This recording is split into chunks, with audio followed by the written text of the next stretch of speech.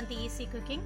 இன்றைக்கி நம்ம ரேஷன் அரிசியில் இட்லிக்கும் தோசைக்கும் மாவு எப்படி அரைக்கலான்னு பார்க்க போகிறோம்.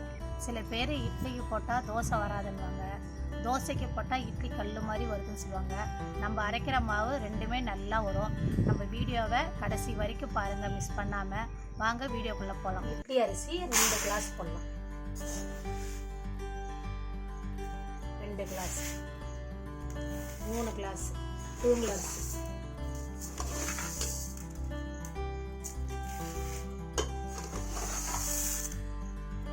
3 கிளாஸ் புழுங்கல் அரிசி, பச்சரிசி 2 கிளாஸ்,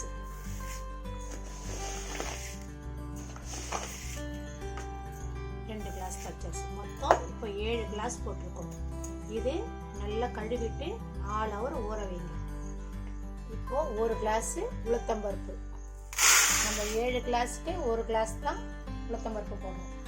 இதே மாதிரி 1/2 டீஸ்பூனு வெந்தயம், இதை கூட நல்லா கழுவிட்டு நல்லா 4 ஹவர் நல்லா ஊற வைங்க. இப்போது 3/4 கிளாஸு சப்பரிசி, இதுவும் 4 ஹவர் இப்போ தண்ணி ஊற்றி அப்படியே ஊற வச்சுருங்க. இப்போது தண்ணி இல்லாமல் உளுத்தம்பருப்பை நம்ம இப்போ அரைக்கலாம்.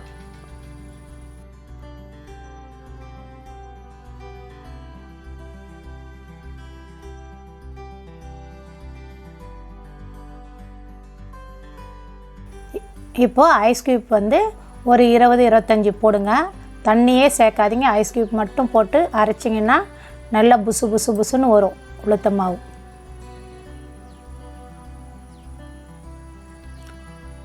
தண்ணியே சேர்க்காதீங்க, நடுவில் நடுவில் மட்டும் கொஞ்சம் தள்ளி விட்டுட்டு ஐஸ் தண்ணி வேணால் லைட்டாக தெளித்து விடுங்க.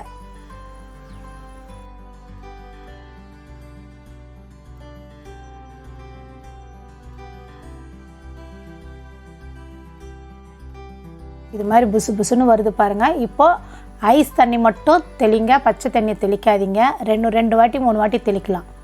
தெளிக்க தெளிக்க நம்ம லைட்டாக தெளிச்சோம்னாவே போதும்.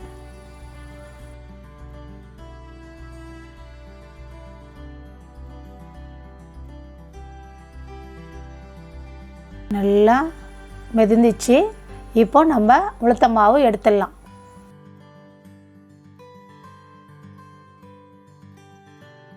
ஒரு கிளாஸ் பருப்புக்கு எவ்வளோ மாவு வந்திருக்கு பாருங்கள். அந்த ஐஸ் க்யூப் போட்டதால தான் இவ்வளோ வந்திருக்கு.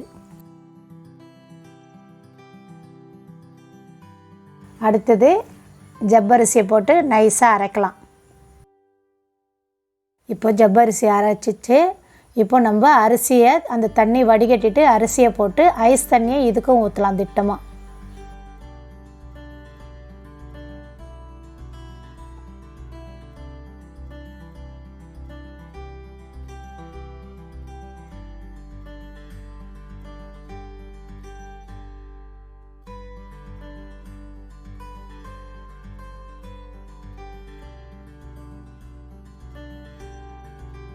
அந்த மாவுக்கு தேவையான அளவு ஒரு கைப்பிடி அளவு உப்பு, உளுத்தம்பருப்புக்கும் நம்ம அரிசிக்கும் சேர்த்து தண்ணி நல்லா நைஸாக அரைங்க. ஐஸ் தண்ணியே ஊற்றுங்க, வேறு எந்த தண்ணியும் ஊற்றிடாதீங்க. அப்போ தான் நல்லா மாவு ஸ்மூத்தாகவும் வரும், நல்லா நம்ம இட்லிக்கும் தோசைக்கும் நல்லா வரும். இப்போது நைஸாக அரைப்பட்டுடுச்சு. நம்ம இதை எடுத்துடலாம். அரைச்சி வச்ச உளுத்த மாவையும் அரிசியும் நல்லா கரண்டி போட்டு நல்லா கலந்து வச்சுக்கலாம்.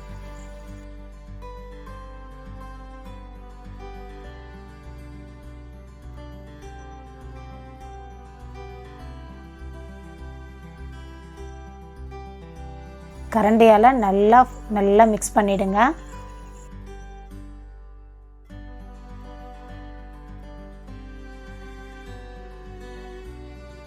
ரெண்டு பாக்ஸ்லேயும் மாவு ஊற்றிட்டு 1 பாக்ஸ் உடனே ஃப்ரிட்ஜில் வச்சுருங்க. அப்போ தான் நம்ம 5 நாள் வரைக்கும் ரொம்ப புளிப்பு ஏறாமல் இருக்கும். 1 பாக்ஸ் மட்டும் வெளியே வச்சுட்டு 8 ஹவர் கழிச்சோம்னு தான் புளிச்சிருக்கும். நம்ம தோசைக்கும் இட்லியும் நல்லா ஸ்மூத்தாக இருக்கும், தோசையும் மொறுமொறுன்னு வரும்.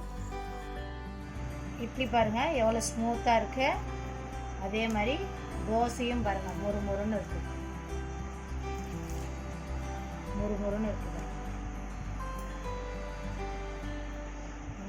சட்னியும் இட்லி பொடிக்கும் சாப்பிட்டா சூப்பராக இருக்கும்.